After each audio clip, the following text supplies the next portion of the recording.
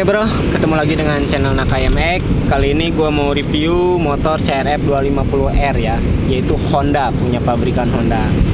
Nah, gue di video ini akan membahas dengan detail perbedaan CRF 250R dengan X dan dengan CRF 150L yang beredar di Indonesia banyak ya untuk on the road-nya gitu kan. Kalau candaan gue sih ke anak-anak, gue bilang yang 150 tuh motor cadel gitu kan, karena L gitu kan, bukan R. Tapi itu candaannya bro ya. Semua motor sama kok, yang penting kita trail, basicnya pokoknya nggak ada kasta lah ya.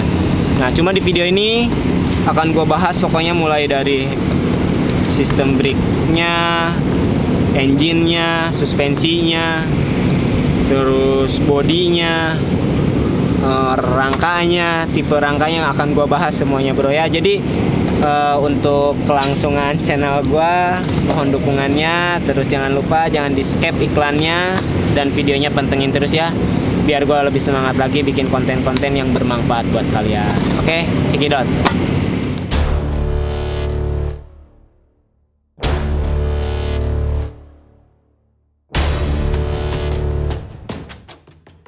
Nah, jadi kita mulai dari sistem handlebar ya, yaitu stang ya. Nah, stang ini masih bawaan pabriknya ya, gua belum ganti karena gua senang dengan posisinya. Terus derajatnya pun enak lah ya dibanding dengan harus ganti. Jadi ini masih pakai rental mini wheel twin wall ya. Oke. Jadi bukan mini wheel, jadi twin wall yang kecil lah ya, istilahnya gitu kan, twin wall yang kecil. Nah ini rentalnya twin wall yang kecil. Terus di sini gua handle otomatis jelas harus ganti lah ya. Di samping fungsinya buat tampilan juga biar lebih agak sedikit menarik lah ya bro. Jadi di sini handle udah gua ganti pakai punya Jetta gitu kan. Ini bisa ngelipat ke depan. Ini fungsinya biar kalau jatuh itu nggak patah ya gitu kan. Beda dengan orinya, biasanya orinya itu riskan patah karena dia permanen, nggak sentrifugal kayak gini ya. Nah jadi handle kita pakai Jetta di sini, untuk rem sama kopling sama pakai Jetta. Nah terus kita ke bagian suspensi depan ya bro ya. Di sini suspensi depan Honda masih mempercayakan dengan brandnya Showa gitu kan. Kebetulan ini brand Showa ini produk Jepang ya. Itu diantara produk Jepang yang lain itu enak lah ya Showa. Nah di sini ini kebetulan udah gua upgrade, dalamannya itu udah factory connection ya. Jadi udah bukan standar gitu kan. Nah diameternya sendiri yang 250 ini cukup gede bro ya. Gua belum paham nih masalah diameternya berapanya. Bolehlah kalian searching ya. Cuma ini diameternya gede banget karena ini buat kompetisi. Terus di sini boleh kalian cek. Di sini ada untuk settingan bro ya. Nah di sini tuh ini ada untuk setel kompresi ya bro ya. Sebelah kanan tuh kompresi kalau soal. Nah ini tanda sini, lihat sini bro, lihat nih, ini nih tandanya nih, lihat, kelihatan nggak nih? Nih ada arah ke sini hard, arah ke sana soft. Jadi biasanya kalau searah jarum jam, ini diputar searah jarum jam, yang ini itu nambah kompresinya lebih keras.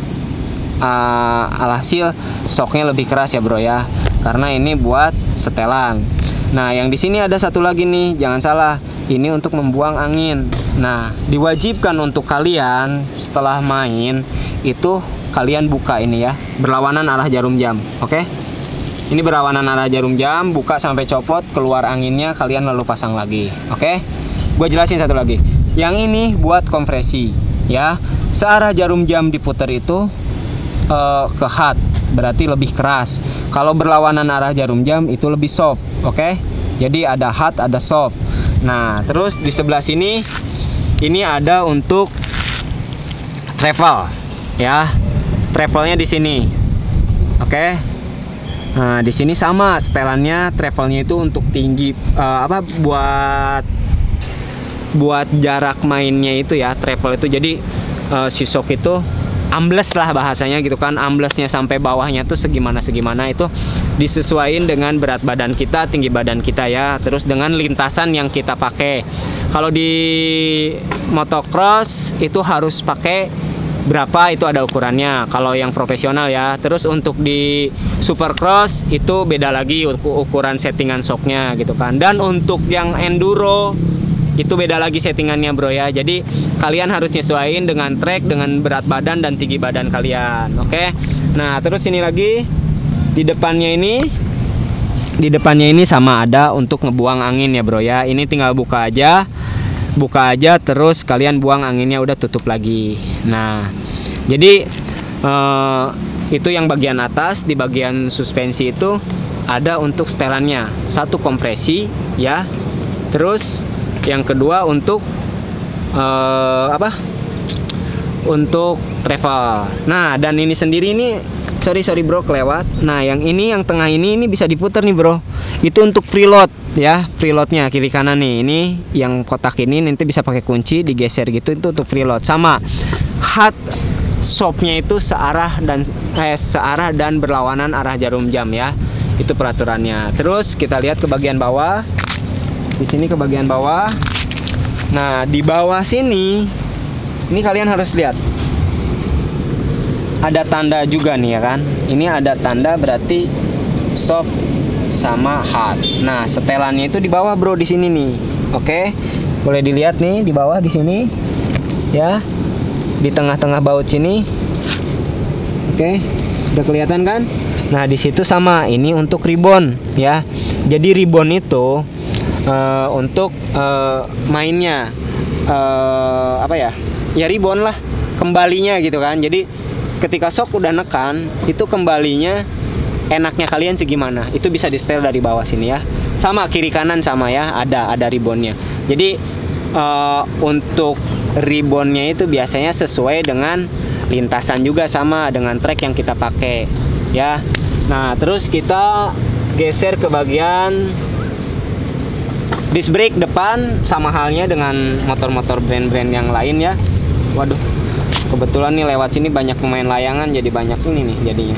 Jadi di sini ada trombolnya, kebetulan udah pakai yang merah gini CNC ya. Nah di sini sistem brake-nya masih standar lah ya, standar, ini sama standar. Terus kalipernya ini dipercayakan dengan kaliper model Nissin kalau nggak salah ya. Kalau Jepang tuh Nissin bro ya. Dan kalau motor Eropa itu Brembo ya, biasanya kayak KTM, Husky, biasanya untuk produk Eropa itu Brembo. Nah di sini perbedaan di suspensi untuk brand Jepang sama Eropa itu beda. Nah Eropa itu lebih memakainya ke WP suspension bro ya. Jadi kalau Eropa itu suspensinya dipercayakan untuk suspensi ke WP suspension. Husky, KTM, Husabox, terus gas sekarang, terus ada lagi apa ya, Beta lah motor enduronya ya. Yang jelas ke WP suspension kalau Eropa ya. Itu yang membedakan suspensi Jepang sama Eropa, suspensi beda. Mereka pakai brand WP. Kita mundur ke bagian arem dulu ya, nanti mesin belakangan. Ini arem untuk Honda sendiri. Kebetulan nih rantainya jelek ya, udah harus ganti karena kemarin banyak gua pakai enduroan ke gunung, karena ya di sirkuit pun sekarang nggak ada balap, jadi gua refreshing ke gunung aja lah sambil memperlebar pasar Nakai MX Shop ya, kalau enggak Nakai Trail Shop itulah. Nah jadi untuk bentuk arem ini itu dari dulu sampai sekarang belum ada perubahan. Untuk CRF masih tetap seperti ini bentuknya ya kan. Sistemnya pun masih sama, Unitrack ya, Unitrack, posisi Unitrack sininya masih sama. Nah linknya sama dengan tahun-tahun yang dulu pernah ada, maksudnya yang duluan keluar pun sama. Jadi untuk arem nggak ada perubahan di motor ya, karena mungkin pihak pabrikan punya alasan tertentu lah ya, jadi nggak merubah desain arem gitu kan. Nah, dari untuk gear sendiri, kebetulan gue pakai gearnya itu yang murah meriah ya, karena sekarang banyak brand-brand yang lokal atau enggak, ini brand Thailand ya kalau nggak mana lah, nggak tahu lah. Ini modelnya Ross, gue pakai Ross. Ini matanya 48 ya, mata 48. Nah, terus trombolnya udah ganti juga biar agak lebih matching kan, merah. Nah, di sini ada sistem brake system belakang, sama halnya masih dengan brand Nissin, nggak ada perbedaan. Bentuk ininya sama motor yang sebelumnya pun sama ya bro ya, nggak ada perbedaan. Jadi untuk arem belakang dari pertama lahir yang 2004 ya, pertama 4 tak ya bro ya, 4 tak itu 2004 sampai sekarang, jadi aremnya tuh sama. Nah, dari arem kita ke suspensinya bro ya, di sebelah sini mungkin ya, suspensi nih nggak kelihatan. Nah, suspensi belakang gue masih pakai yang ori, belum ganti Ohlin atau apalah, karena gue masih percaya dengan orinya pun Showa, cuma udah upgrade ya, udah udah upgrade ulang gitu kan, adalah dengan brand tertentu ya gue upgrade. Nah, jadi ini shocknya ya, oke, diameternya lebih gede. R sama X itu sama shocknya, tapi dengan CRFL beda ya. Jadi 250X, 250R sama 250L ada. Kita bahas 250L aja ya, jangan yang 150 karena emang beda jauh. Itu R sama X sama, semua sama ya. Semua body, suspensi itu sama bentuknya pun sama. Nah, yang membedakan di tahun muda ini, di sini boleh dilihat, kebetulan agak sedikit ya ruangannya. Di sini kalau yang tahun muda ini dia tabung shocknya itu ke pinggir, vertikal ya, horizontal. Ya itulah pokoknya ke pinggir ya. Nah, ini tabungnya ke pinggir. Kalau model tahun lama itu ke bawah ya. Itu yang membedakan untuk tahun-tahun muda ini. Nah, di sini jangan lupa ada settingan juga bro. Di sini ada ini kompresi yang tengah, sama kayak depan nyetelnya, searah jarum jam itu lebih hard, berlawanan arah jarum jamnya itu lebih soft. Dan di sini ada preload ya. Ini preload nih untuk setting preload. Nah, untuk ribbonnya Showa selalu pasti di bawah settingannya ya. Jadi kita lihat, tengok ke bawah. Di sini maaf bro, ini masih agak kotor ya, motornya bekas kemarin gua main hari Minggu. Di sini nih, kelihatan nggak? Dari atas aja sini bro, coba dong. Nah, sini. Nah, itu ada tuh ya, yang mata obeng min nih ya. Kelihatan nggak? Nah, itu tuh ya. Oke, itu untuk setting ribbon. Ya, ribbon itu untuk baliknya shock ke atas. Itu sama. Jadi sistem setelnya sama. Searah jarum jam lebih hard, yaitu kembalinya lebih lambat. Berlawanan arah jarum jam itu kembalinya lebih cepat ya. Jadi itu di ribbon. Jadi ada peribahasa kalau orang-orang yang ini shocknya udah di ribbon gitu kan. Ya, di ribbon itu sebenarnya bukan shock, bukan di ribbon, berarti shocknya udah di upgrade, udah di revalve, itu yang tepatnya. Tapi kalau di ribbon berarti cuma ribbonnya aja yang di upgrade gitu kan. Nah, itulah ribbon itu jadi searah jarum jam hard, terus berlawanan arah jarum jam soft. Oke, jadi itu untuk suspensi. Kita lanjut ke bagian body ya bro ya. Body di tahun baru ini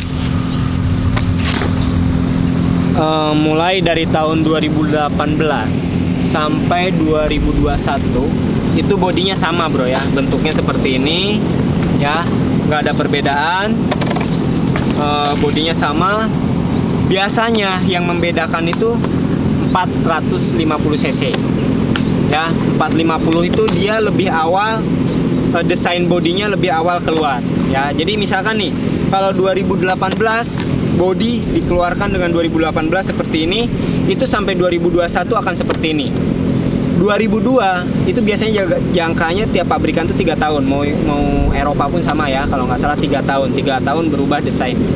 Nah 2021 terus 2022 ya, itu akan berubah bodinya. Nanti aja lihat, coba ya, pastikan bodinya pasti akan berubah. Tuh, desain bodinya. Tapi kalau kayak misalkan rangka dan lain-lain itu biasanya suspensi akan tetap ya. Beda di sistem atau apalah sedikit-sedikit. Biasanya yang udah-udahnya. Jadi ini body seperti ini ya. Terus kita lari ke bagian. Nah, jadi di bagian box kopling ini, kalau yang tipe di bawah ini itu ada buat ngisi oli ya bro ya. Nah biasanya kadang ada yang keliru, itu oli untuk gearbox ya, bukan buat oli mesin. Untuk mesinnya itu ada di bagian sebelah kiri, di bagian blok magnet. Nah itu buat pengisian oli mesin ya. Tapi dengan yang tipe baru ini cuma ada single pelumas, single oil coolernya itu jadi dari sini nih ya. Ini untuk pengisian oli. Nah itu kapasitasnya itu bisa kalian 1,2 bisa, urgent pun 1 liter pun bisa, nggak masalah ya. Jadi 1,2 liter atau 1 liter nggak masalah, masih bisa. Nah terus di bagian ini yang ada yang lebih unik, untuk di CRF yang baru ini, itu sistem exhaust ya. Exhaustnya itu ada langsung 2 dari head keluar.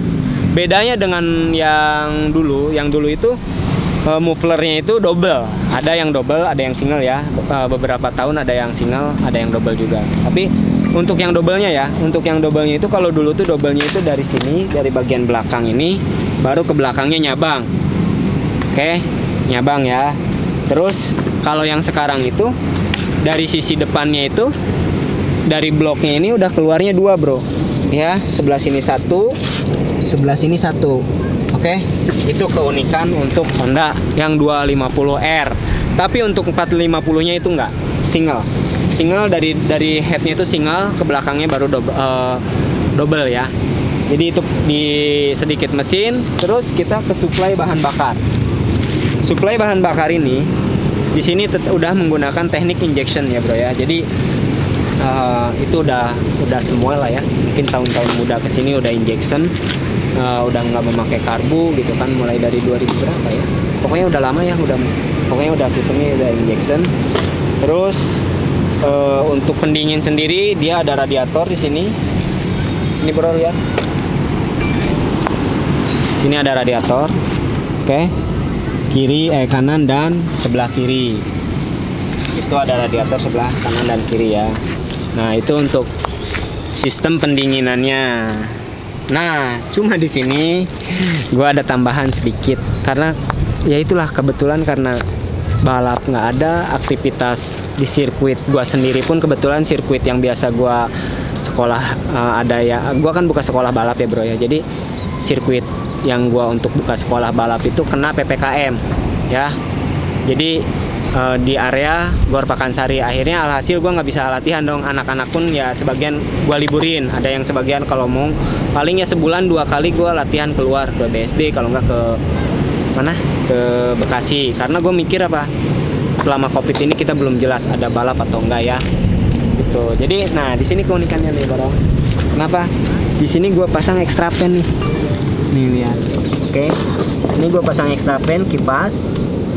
Nah itu tambahan karena motor ini gue pakai enduro bro ya, gue main-main ke gunung gitu kan. Di sini tombolnya nih ya. Nah ini tombolnya tuh, dia boleh muter.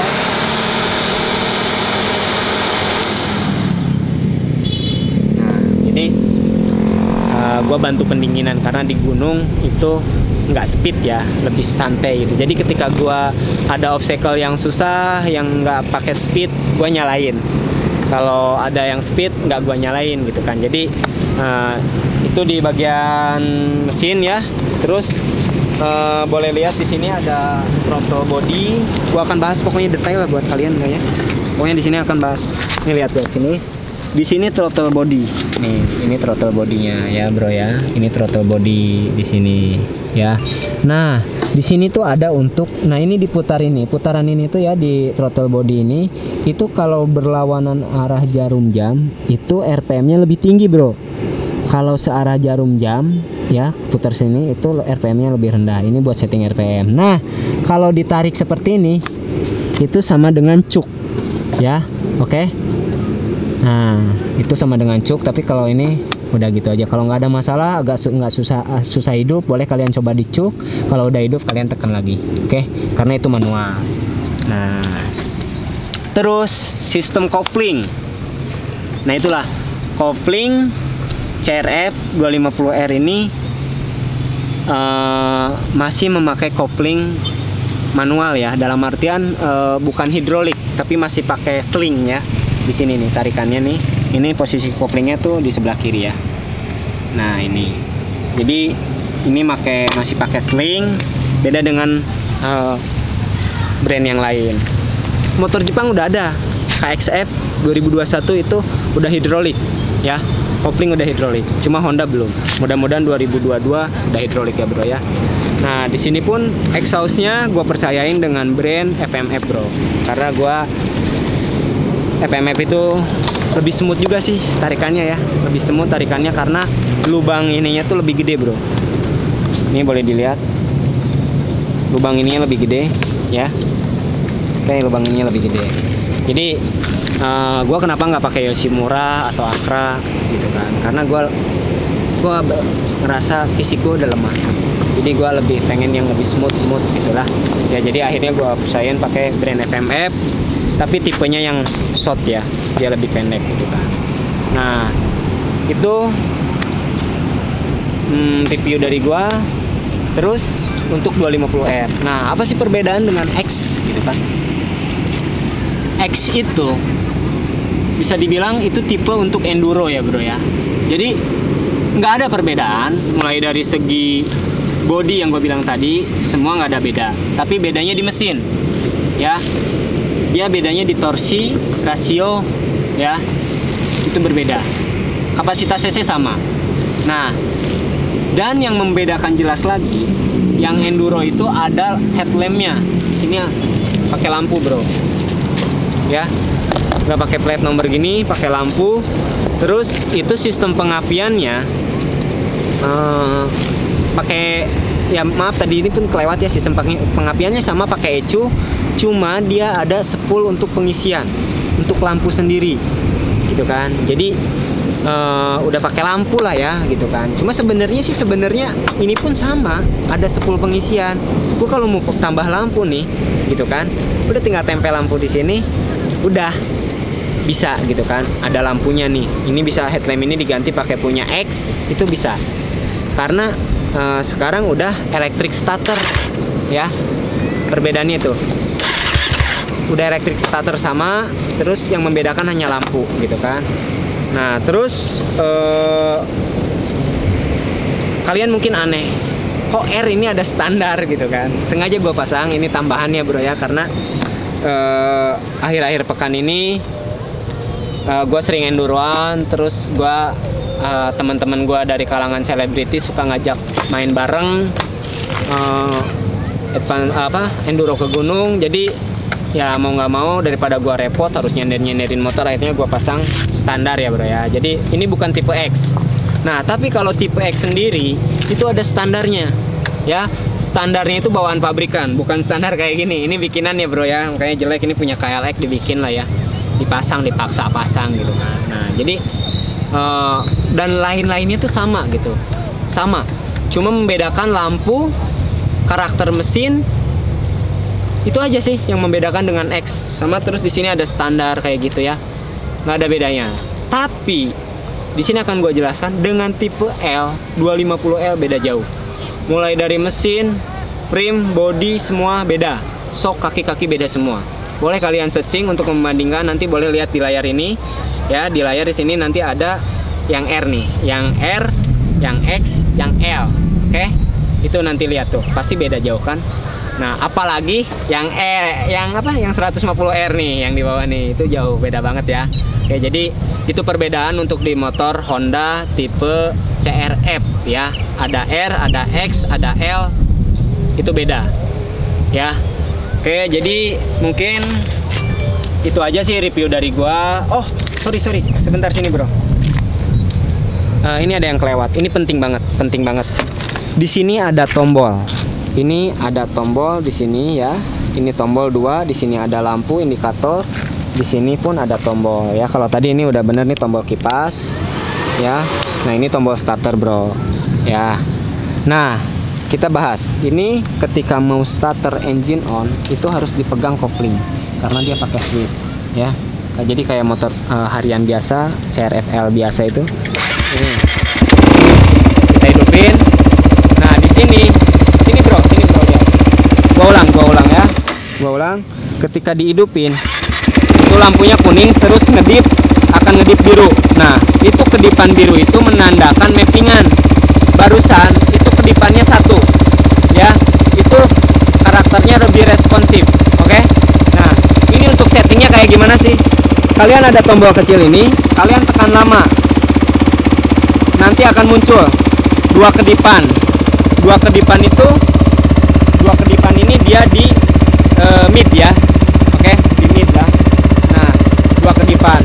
Kalau pengen lebih torsinya lebih responsif, lebih galak ya, kamu tekan lagi nih. Kalian tekan lagi, tekan lama, itu akan ngedip 3 kali. Ya, oke?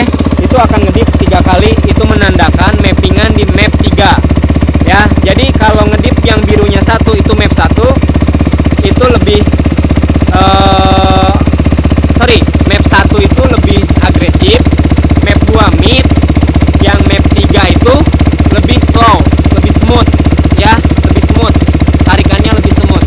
Jadi, gua pastiin map 1 kedipan biru lampu satunya itu torsinya lebih galak. Motornya lebih galak. 2 kedipan biru itu mid di pertengahan ya, sedang. Terus 3 itu low, smooth. Jadi torsinya lebih smooth ya. Jadi kalau motor ini mau dipakai ke gunung enduroan bisa, boleh, nggak masalah, nggak ada masalah kok. Yang penting lu pasang extra pen kayak gua. Terus settingannya tuh dikasih map di 3, birunya itu kedipan 3 ya. Nah, oke. Jadi ke sini untuk mematikan kalian tinggal tombol yang ada merah ini. Oke. Itu engine off. Engine off di situ, dan motor ini nggak memakai kunci. Nah, makanya kemarin sempat viral nih motor gua hilang yang ini, Bro. Ya. Jadi kemarin yang viral itu motor CRF 250R yang hilang. Terus dengan waktu 6 jam ketemu lagi ya motor inilah, Bro ya. Gua dibantu dengan rekan-rekan, dibantu dengan saudara. Gua bukan pakai dukun, bukan pakai jin, bukan pakai apa, gua pakai teknologi. Pakai media, pakai ilmu. Sekarang udah canggih, Bro ya. Jadi bisa ngelacak. Ya. Nah, jadi itulah review dari gua. Mungkin kurang lebihnya gue minta maaf karena gue manusia biasa, kesalahan datang dari gue, kebenaran datang dari Tuhan ya.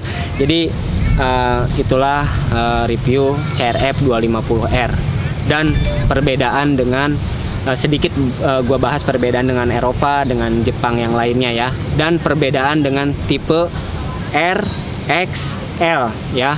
Nah, jadi di situ akan dibahas. Jadi itu sedikit video dari gua. Nanti untuk video pengetesannya, karena di sini gua nggak berani ya, Bro ya, karena gua nggak pakai safety, nggak kayak yang video sebelumnya yang YZ125 itu gua hanya terpaksa. Tapi untuk sekarang nggak, gua nggak mau konyol ya, jatuh konyol nggak mau, karena kita nggak tahu musibah itu akan datang. Seperti kemarin pun gua baru crash nih di Hambalang tuh ya, ini masih ada bekas.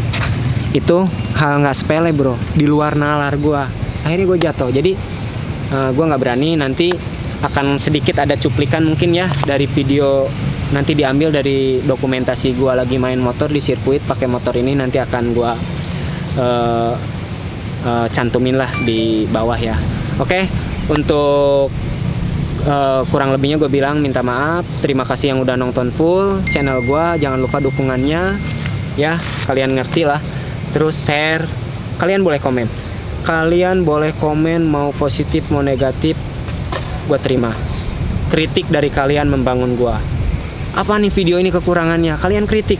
Entah itu cara gua pembawaannya, cara menjelaskannya, cara videonya, editornya tuh yang harus diomelin, oke? Jadi kalau ada bocor suara Wawan dan dia nih, ini nih ya, oke? Jadi itu aja video dari gua. Salam satu lumpur, satu jalur, sopan di jalan, gahar di jalur, gas sampai mencret. Itu hashtag gua ya, gas sampai mencret bro, oke? Mencret 2021, oke? Sampai ketemu di video selanjutnya. Oke dot.